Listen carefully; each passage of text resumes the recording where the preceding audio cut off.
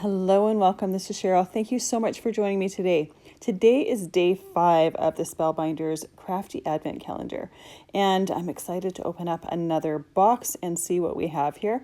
So it's a long and narrow box, and I actually had a hard time getting this one out of the box. I had to end up using a pair of scissors to help me.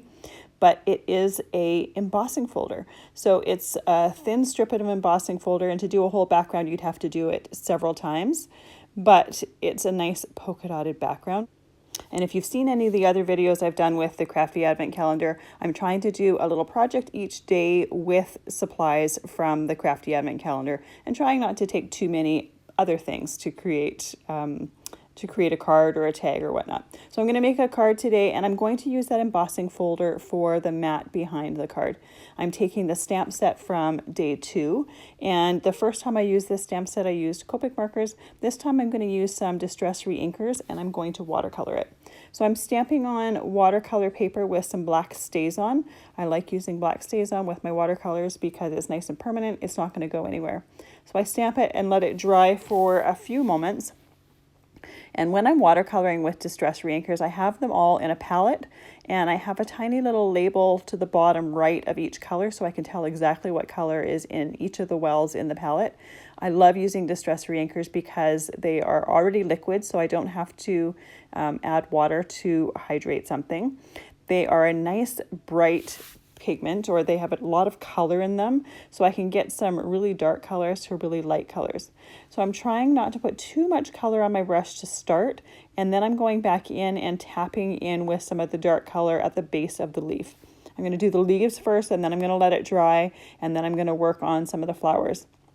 If you've never done any watercolor on stamped images before, you want to make sure that you're not coloring or watercoloring two different colors beside each other. You want to make sure if you have one area that's watercolored, you need to let that completely dry before working on an area beside it, because they will run into each other.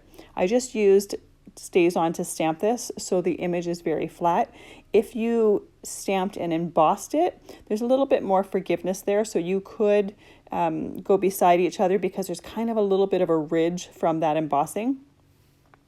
But if you're just doing it flat the way I am, you want to make sure to let things dry before working on things side by side. I took a little bit of pink Gumball Perfect Pearls to do these little flowers here. It's going to give it a nice little pearlescent shimmer. It's not something that's in your face glittery, but it just gives it a really nice shimmer, and I wanted there to be a few different textures here. Let that completely dry, and then I worked on this little flower here, turning that one blue. I'm trying to do different colors from the first one that I did as well. I always do the whole piece or the whole area as light as possible, and then I go back in and I will tap some of the darker colors where I want them to go. After letting that dry completely, I'm taking some pumice stone and I'm just going to watercolor around the background. I wanted there to be a tiny little bit of color there. This is a step that's absolutely not necessary. I just didn't want it to be just the color of the paper behind there. So by starting behind the image and then working my way out, I can get a darker area behind that image and then blend it out to a lighter area. The water brush that I'm using has water right in the handle, so when I go to change colors, I just squeeze it out on the little paper towel I have there beside there, and I can get a nice clean brush, so it makes it really easy to change colors. I love this water brush because I tend to be a little bit of a klutz, so if I have a brush with a jar of water, chances are I'm going to spill the jar of water. So this here with the water in the handle makes it so easy to change colors, and I don't have to worry about a jar of water on my desk, and I also know that there's less likely that I'm going to make a huge mess. Years ago, one of my daughters, who is also artsy, borrowed my water brush, and I was so panicked about not getting it back, I bought a second one so that I didn't have to worry about her using my art supplies. I did get it back, so I have 2 now, which I absolutely love. But this is a great water brush. I've had it for years and I love it. So my last color that I'm going to do is the flower in the center, and I'm doing it yellow. I'll have all the colors that I used listed down in the description below. For that embossing folder, like I said, you could go and emboss it a couple times across to get a full background. I chose to do just a center strip, just something a little bit different, something that you couldn't get if you had a full embossing folder. And it's nice that to have some of these strips so that you can be a little bit more creative with your embossing folders. So I'm going to glue that onto my card base and let that completely dry. After I've done that, I'm going to take some circle dies and I'm going to die cut my the floral image, and then I'm also going to die cut a mat for around that. I wanted to mimic the circles in the embossing folder, so I thought a circle die might be nice for it, as well as the fact that that image lends itself really nicely to the circle shape. Now, this green and that yellow would not be my first choice together, but they're two colors in the image, and I thought that green was a little bit nicer than, say, a blue or a pink frame around that image.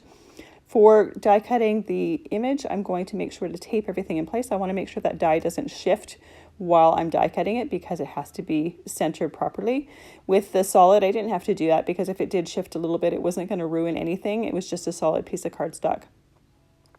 If you saw before, I die cut or I stamped the sentiment twice, and that was because the first time I got a little bit of the sentiment didn't stamp properly. So I'm going to cut one of those out with my mini trimmer, and then I'm cutting out a mat for that as well. So we've got a mat around the image as well as a mat around the sentiment. And then I'm going to glue those to the front of the card. I like to use Distress Collage medium for gluing them because the Distress Collage medium dries clear and it dries matte, and using a liquid glue gives me a little bit of wiggle room. I can change or move or shimmy things if I need to. This Distress Collage medium, if I happen to squeeze any or get a little bit too much and it squeezes out, because it dries clear and matte, you're never going to know there was glue there. So it's a nice one to use for gluing things together. It's one of my go-tos and one that I use most often. I like to put an acrylic block on it to hold it down while it's drying so that my hands are free to do other things. Once that's had some time to dry, I'm taking some Stickles and I'm just putting a little dots in the centers of the pink flowers, and then I'm going on the outside of the petals on the yellow flowers. And there is my final card. I think it turned out very cute. Thank you so much for joining me for day 5. I'll see you tomorrow for day 6. I hope you have a fabulous day.